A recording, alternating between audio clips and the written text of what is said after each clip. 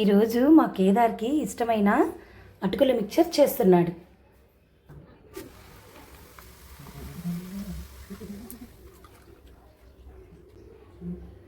Wow Kedar, భలే వేగుతున్నాయి. ఇప్పుడు ఇలా ఈ బౌల్లో ఉన్న అటుకులన్నీ వేయించాలి. పల్లీలు కూడా వేయించుకుంటున్నాడండి. ఇప్పుడు చూడు కేదార్, పల్లీలు వేగిపోయినాయి. ఇప్పుడు పుట్నాలను కూడా వేయించుకుంటున్నాడు. కొద్దిగా గార్లిక్ కూడా వేయించుతున్నాడు. కరివేపాకు కూడా ఇందులోనే వేయించి వేసేసాడు. ఇప్పుడు ఇందులో సరిపడ్డ కొద్దిగా పసుపు,